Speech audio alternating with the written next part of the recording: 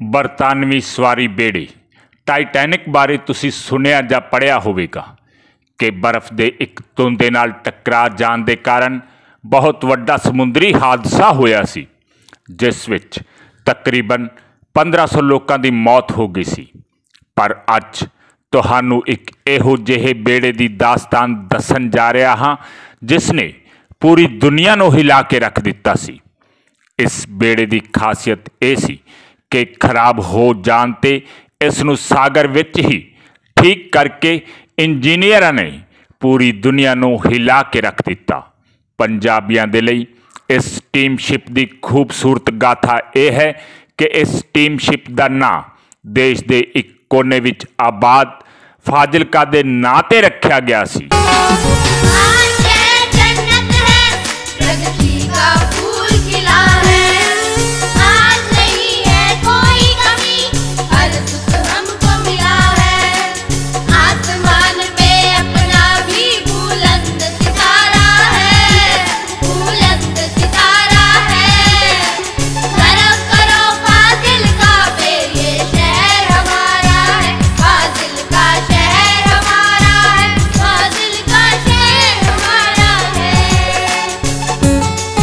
इस ਨਾਂ ਤੋਂ ਹੀ ਪਤਾ ਲੱਗਦਾ ਹੈ ਕਿ ਬੰਗਲਾ ਫਾਜ਼ਿਲਕਾ ਨੇ ਆਪਣੀ ਤਰੱਕੀ ਦੇ ਸ਼ੁਰੂਆਤੀ ਦੌਰ ਵਿੱਚ ਹੀ ਇਤਨਾ ਨਾਮਣਾ ਖੱਟਿਆ ਕਿ ਬਰਤਾਨੀਆ ਹਕੂਮਤ ਨੇ ਇਸ ਰੰਗਲੇ ਬੰਗਲੇ ਸ਼ਹਿਰ ਫਾਜ਼ਿਲਕਾ ਦੇ ਨਾਂ 'ਤੇ ਇੱਕ ਸਟੀਮਸ਼ਿਪ ਦਾ ਨਾਂ ਫਾਜ਼ਿਲਕਾ ਸਟੀਮਸ਼ਿਪ ਰੱਖ ਕੇ ਇਸ ਦਾ ਨਾਂ ਪੂਰੀ ਦੁਨੀਆ ਵਿੱਚ ਮਸ਼ਹੂਰ ਕਰ ਦਿੱਤਾ।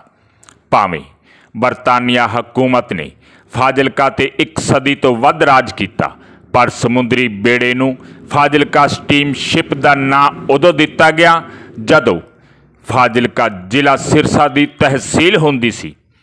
ਇਸ ਤੋਂ ਜ਼ਾਹਿਰ ਹੁੰਦਾ ਹੈ ਕਿ ਬਰਤਾਨੀਆ ਹਕੂਮਤ ਦੇ ਦਿਲ ਵਿੱਚ ਫਾਜ਼ਿਲਕਾ ਦੇ ਲਈ ਖਾਸ ਅਹਿਮੀਅਤ ਸੀ।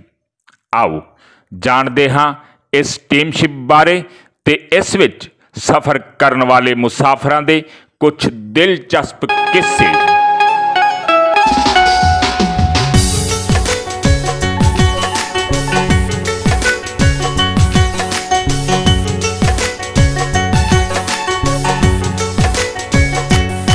20ਵੀਂ ਸਦੀ ਦੀ ਸ਼ੁਰੂਆਤ ਵਿੱਚ ਜਦੋਂ ਬੋਇਰ ਜੰਗ ਸ਼ੁਰੂ ਹੋ ਚੁੱਕੀ ਸੀ, ਜੰਗ ਬਹੁਤ ਭਿਆਨਕ ਸੀ ਤੇ ਬਰਤਾਨੀਆ ਹਕੂਮਤ ਨੂੰ ਫੌਜੀਆਂ ਦੀ ਬੜੀ ਲੋੜ ਸੀ। ਉਸ ਦਾ ਕਾਰਨ ਇਹ ਸੀ ਕਿ ਦੱਖਣੀ ਅਫਰੀਕਾ ਵਿੱਚ ਬਰਤਾਨੀਆ ਹਕੂਮਤ ਦੀ ਸੈਨਾ ਕਾਫੀ ਘੱਟ ਸੀ। ਫਿਰ ਉਹਨਾਂ ਹਿੰਦੁਸਤਾਨ ਤੋਂ ਸੈਨਿਕ ਮੰਗਵਾਏ ਤਾਂ ਕਿ ਜੰਗ ਵਿੱਚ ਆਪਣੀ ਸਥਿਤੀ ਨੂੰ ਮਜ਼ਬੂਤ ਕੀਤਾ ਜਾ ਸਕੇ। ਸੈਨਾ ਆ ਗਈ ਤੇ ਉਹਨਾਂ ਨੂੰ ਇੱਕ ਵਿਸ਼ਾਲ ਤੇ ਮਜ਼ਬੂਤ ਸਟੀਮਸ਼ਿਪ ਵਿੱਚ ਸਵਾਰ ਕਰ ਲਿਆ ਗਿਆ। ਆਖਿਰ ਸ਼ਿਪ ਚੱਲਦੀ ਹੋਈ ਦੱਖਣੀ ਅਫਰੀਕਾ ਪਹੁੰਚ ਗਈ। ਸ਼ਿਪ ਵਿੱਚ ਸਵਾਰ ਫੌਜੀਆਂ ਨੂੰ 30 ਜਨਵਰੀ 1900 ਦੇ ਦਿਨ ਪੋਰਟ ਨੋਟਲ ਨਾਂ ਦੀ ਜਗ੍ਹਾ 'ਤੇ ਛੱਡ ਦਿੱਤਾ ਗਿਆ ਤੇ ਜੰਗ ਲਈ ਫੌਜੀ ਚੱਲ ਪਈ। ਉਹ ਸ਼ਿਪ ਹਿੰਦੁਸਤਾਨ ਵਾਪਸ ਪਰਤਣ ਲਈ ਚੱਲ ਪਈ।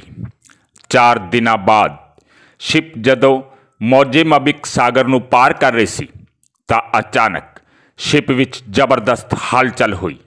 ਸਾਰੇ ਹੈਰਾਨ ਹੋ ਗਏ ਕਿ ਇੱਕਦਮ ਜਹਾਜ਼ ਵਿੱਚ ਕੀ ਫਾਲਟ ਆ ਗਿਆ। ਜਦੋਂ ਦੇਖਿਆ ਤਾਂ ਸ਼ਿਪ ਦੀ ਪਿਛਲੀ ਸ਼ਾਫਟ 2 ਥਾਵਾਂ ਤੋਂ ਟੁੱਟ ਗਈ ਸੀ। ਇੰਜੀਨੀਅਰਾਂ ਨੇ ਬਹੁਤ ਜ਼ੋਰ ਲਗਾਇਆ ਕਿ ਸ਼ਿਪ ਚੱਲ ਪਈ, ਪਰ ਫਾਜ਼ਿਲਕਾ ਸਟੀਮਸ਼ਿਪ ਵਿੱਚ ਇਹੋ ਜਿਹੀ ਖਰਾਬੀ ਆਈ ਕਿ ਉਸ ਦੇ ਪਹਿਲੇ ਹਿੱਸੇ ਨੇ ਕੰਮ ਕਰਨਾ ਹੀ ਬੰਦ ਕਰ ਦਿੱਤਾ। ਸ਼ਿਪ ਵਿੱਚ ਜਿਹੜੇ ਕਾਰੀਗਰ ਸਵਾਰ ਸਨ, ਉਹਨਾਂ ਰੱਸੀ ਲੈ ਲਈ ਤੇ ਰੱਸੀ ਨਾਲ ਬੰਨ੍ਹ ਕੇ ਚਲਾਇਆ। ਉਹਨਾਂ ਨੂੰ ਉਮੀਦ ਸੀ ਕਿ ਸ਼ਿਪ ਚੱਲ ਪਵੇਗੀ ਤੇ ਹਿੰਦੁਸਤਾਨ ਪੁੱਜ ਜਾਣਗੇ, ਪਰ ਰੱਸੀ ਦੇ ਬੰਨ੍ਹਣ ਤੋਂ ਬਾਅਦ ਸ਼ਿਪ ਤਾਂ ਚੱਲ ਪਈ, ਮਗਰ ਉਸ ਦੀ ਗਤੀ ਬਹੁਤ ਹੀ ਜ਼ਿਆਦਾ ਘਟ ਗਈ।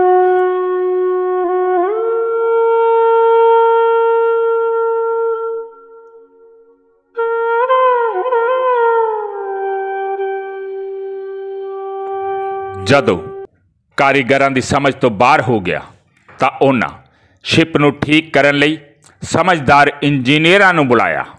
ਇੰਜੀਨੀਅਰਾਂ ਦਾ ਦਲ ਮਿਸਟਰ ਬਰਾਊਨ ਦੀ ਅਗਵਾਈ ਹੇਠ ਆਇਆ ਤੇ ਉਹਨਾਂ ਸ਼ਿਪ ਦੀ ਸਾਫਟ ਨੂੰ ਰਿਪੇਅਰ ਕਰਨ ਦਾ ਕੰਮ ਤੇਜ਼ੀ ਨਾਲ ਕਰਨਾ ਸ਼ੁਰੂ ਕਰ ਦਿੱਤਾ। पर उन्हां तों भी शिप ठीक ना हुई।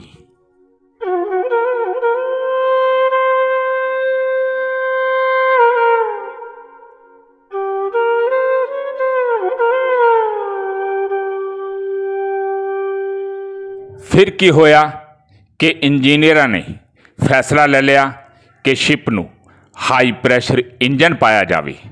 फिर ट्राई की गई तो इसनूं क्लंप नाल चंगी तरह जोड़ दिता। शिप की साफ्ट नूं काबू करन लई हाई प्रैशर इंजन लगाया गया। फिर शिप के पिछले हिस्से नूं कोलंबो विच तैयार किया गया। थॉमसन क्लिपिंग नाल जोड़न का काम शुरू हो गया। काम मुकम्मल हो गया तो लो प्रैशर इंजन लगाया गया जिस दी स्पीड 9 नोट्स सी। सवारियां ते कारीगरां दे दिलां दीयां धड़कनां तेज हो गईयां कि पता नहीं शिप चले कि ना चले। जदों शिप चलाई गई तो शिप चल पई ते शिप चलन दे नाल सारियां दी जान विच जान आई।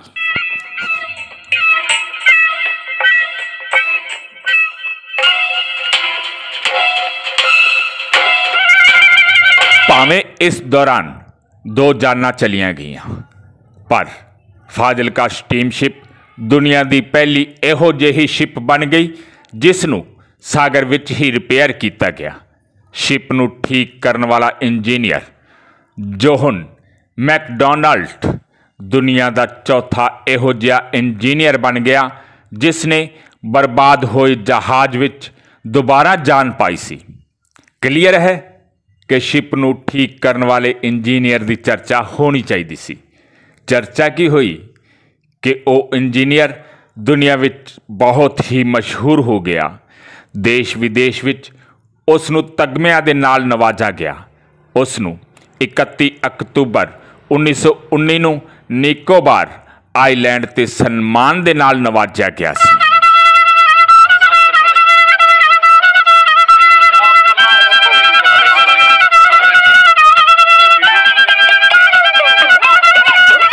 फाजिलका स्टीमशिप नूं पेनांग तो कलकत्ता की समुद्री यात्रा लई यात्रियों नूं भी इस्तेमाल किया गया। फाजिलका स्टीमशिप नूं 31 अक्तूबर 1904 के दिन लंदन तो ब्रिस्बेन लै जाण लई इस्तेमाल किया गया। फाजिलका के नां ते बनी इस शिप नूं विलियम डाक्सफोर्ड एंड सन्स वालों 1890 विच ब्रिटिश इंडिया नैवीगेशन कंपनी दे लई इजाज किया गया सी जिस दा भार 4152 टन सी। शिप की चौड़ाई 38.2 फुट, लंबाई 366 फुट ते चौड़ाई 26.5 फुट सी। ट्रिपल एक्सपेंशन वाली फाजिलका स्टीमशिप की स्पीड 12.5 नोट्स सी।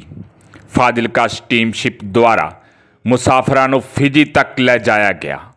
शिप ने 6 वार फिजी दे गेड़े लाई ते 4971 मुसाफरां नूं फिजी देश तक पहुंचाया। पहली वारी शिप 28 मार्च 1901 नूं 804 मुसाफर लैके आई। दूसरी वार 28 जनवरी 1907 नूं 875 ते आखिरी वार 25 अप्रैल 1907 नूं शिप हिंदुस्तान पुजी सी जिस विच 796 मुसाफिर सवार सन।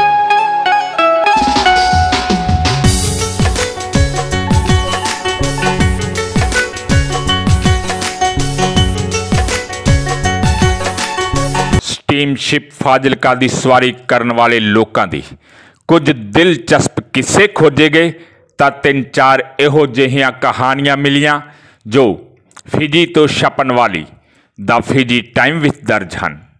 पहला गल करते हाँ अपने पंजाब की। इत्थों भी कई लोगों ने फिजी तक सफ़र किया सी। एक फेसबुक पोस्ट ते विमल शर्मा वालों ये लिखा गया है कि जदों स्टीमशिप फाजिलका 5 फिजी 28 जनवरी 1907 ਨੂੰ गई सी तो उसके दादा रती राम ते गणेश राम ने भी सफ़र किया सी। यह पहला जिला फिरोजपुर के पिंड सुखचैन विच रहिंदे सन ते फिर राजस्थान आ गई।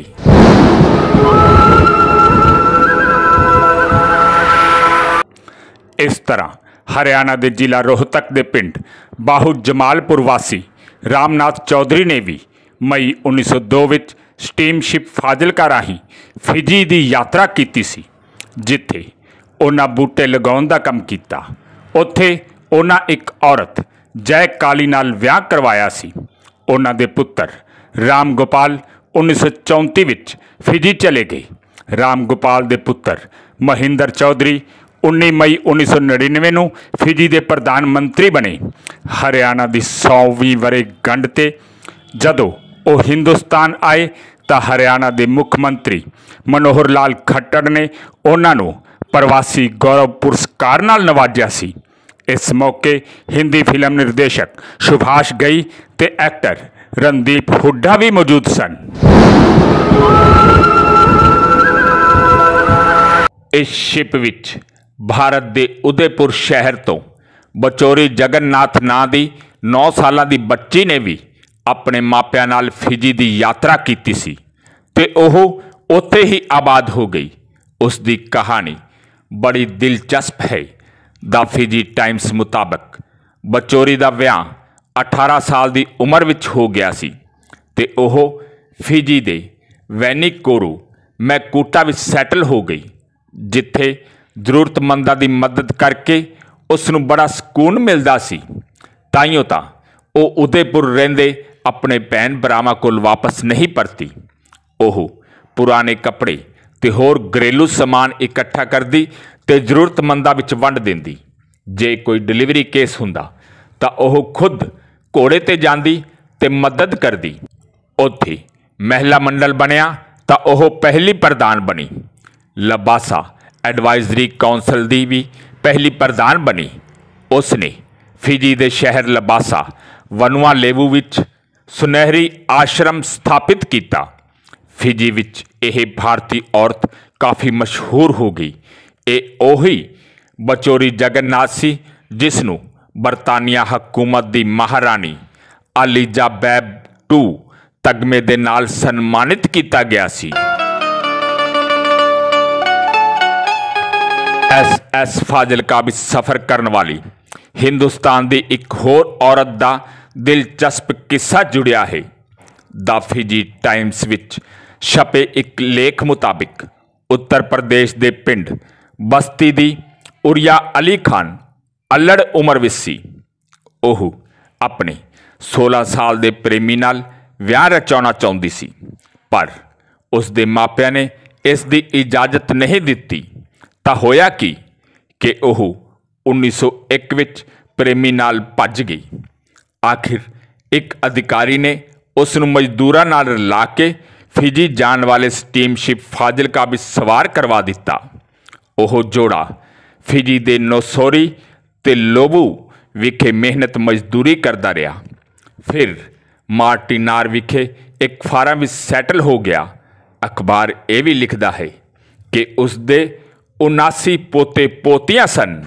स्टीमशिप फाजिलका का सारा रिकॉर्ड फिजी ਅਤੇ ਆਸਟ੍ਰੇਲੀਆ ਦੀ ਨੈਸ਼ਨਲ ਲਾਇਬ੍ਰੇਰੀ ਵਿੱਚ ਸਜਾਇਆ ਗਿਆ ਹੈ, ਜਿੱਥੇ ਅੱਜ ਵੀ ਲੋਕ ਬੜੇ ਚਾਵਾਂ ਦੇ ਨਾਲ ਉਸ ਰਿਕਾਰਡ ਨੂੰ ਪੜ੍ਹਦੇ ਹਨ।